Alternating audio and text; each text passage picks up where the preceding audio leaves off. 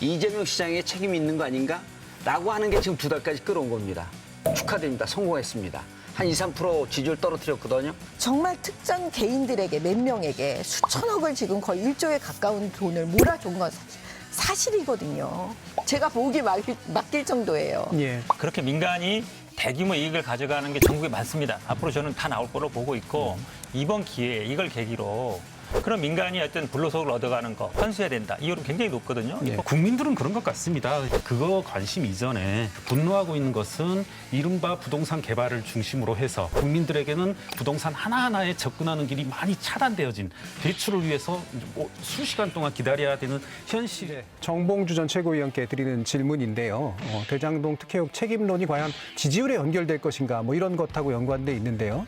당시 사업을 설계하고 성남도시개발공사의 지휘권을 가진 이재명 지사의 책임이 크다라는 응답이 일단 56.5%로 나타났고요.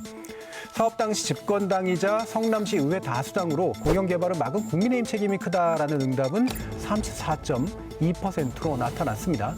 과연 현재 아까 터닝포인트라고 표현하신 것이 이런 이제 표심을 바꾸는 그런 계기가 될 수 있을지 먼저 1분 의견 듣도록 하겠습니다.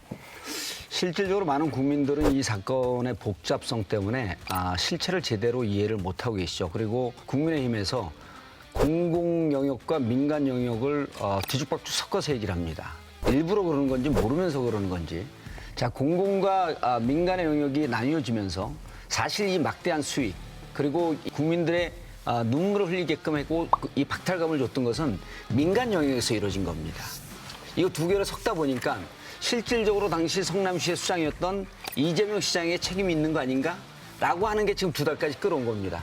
축하드립니다. 성공했습니다. 한 2, 3% 지지율 떨어뜨렸거든요. 대선 앞으로 5개월 남았습니다. 그때까지 저는 국민의힘에서는 실체가 나오면서 점점 피할 거로 보이는데 저희는 피하지 않겠습니다. 피하는 자가 범인이고요.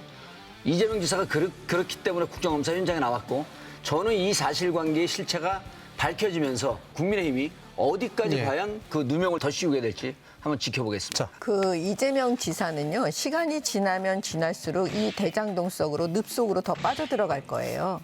왜냐하면 국민들께서 굉장히 상식적으로 이 대장동을 이해하시기 때문에 정치인들이 얘기하는 그 이야기에 현혹된다고 저는 보지 않아요.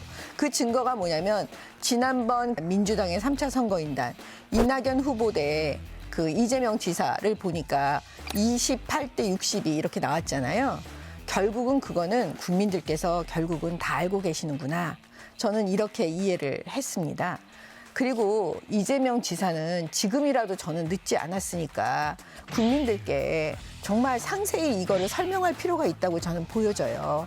왜냐하면 정말 특정 개인들에게 몇 명에게 수천억을 지금 거의 1조에 가까운 돈을 몰아준 건 사실이거든요.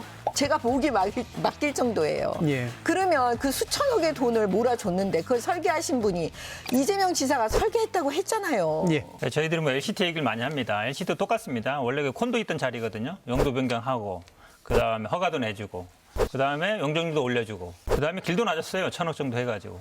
근데 1조 이상 남았거든요. 어디로 갔느냐? 한 푼도 안 들었어요, 공무원. 민간이 다 가져갔습니다. 물론 그게 수사 받았죠. 그런 사업이요. 제가 사실은 있는 데가 이제 용인 동천동인데 대장동 바로 맞은편이거든요. 거기에도 똑같습니다. 조단위 분양하는 데 굉장히 많아요. 공공 가져오는 거, 길 놓는 거, 도로 놓는 거, 학교 놓는 거밖에 없어요. 실제로. 물론 그것도 우리 법에도 보면 한 5에서 10% 정도 사업비로 하게 돼 있습니다. 기부 체납이. 이 사업이 사실은요, 말씀처럼 그렇게 민간이 대규모 이익을 가져가는 게 전국에 많습니다. 앞으로 저는 다 나올 거로 보고 있고 이번 기회에 이걸 계기로 그런 민간이 어떤 불로소를 얻어가는 거 환수해야 된다. 이율은 굉장히 높거든요. 저는 오히려 그동안 부동산으로 해서 막대한 이익을 가져가던 시행 개발 거기에 뭐 금융 이런 그다음에 뭐 투기꾼들 다 없어질 수 있는 그런 좋은 계기가 될 거로 보고 있습니다. 네, 대장지구 사업을 평가함에 있어서 LCT와 비교하는 것 자체로 좀 상당히 비극적이고 슬픈 일이다. 네.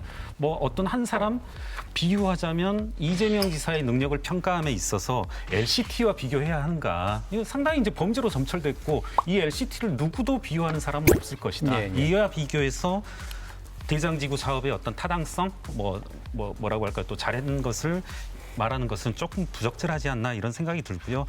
국민들은 그런 것 같습니다. 이 게이트가 국민의힘 게이트인지 이재명 게이트인지 그거 관심 이전에 분노하고 있는 것은 이른바 부동산 개발을 중심으로 해서 국민들에게는 부동산 하나하나에 접근하는 길이 많이 차단되어진 대출을 위해서 수시간 동안 기다려야 되는 현실임에도 불구하고 그 이면에서는 이와 같이 수천억, 수조 원에 달할 수 있는 네. 돈잔치가 벌어진 것에 분노하고 있다. 분노하는 지점이 어디인지 꼭 좀 기억 좀 해달라. 여야 정치인들. 계속 반복돼서 말씀을 드리지만 돈 먹은 자가 범인입니다. 그리고 그 곽상도 의원의 아들에게 50억 준 거에 대해서 곽상도 전 의원이 해명이 계속 왔다 갔다 했잖아요. 퇴직금이었다. 그다음 산재보험금이었다. 이거는요. 기본적으로 법적 지식을 조금이라도 알면 제3자 뇌물죄로 의율하게 딱 맞습니다. 그런데 이건조차도 하지 않습니다.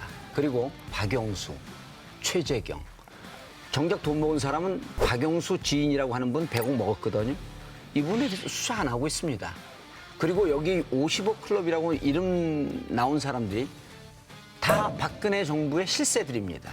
그러면 이것을 설계하고 막대한 그 금융권을 움직이고 화천대유가 그 막대한 돈을 먹게끔 했고 확대한 그 막대한 금액의 실제 소유주는 박근혜 정부의 실세였을 것이다. 이거는 삼척동자도 알겠습니다. 상상할 수 있는 일입니다. 예.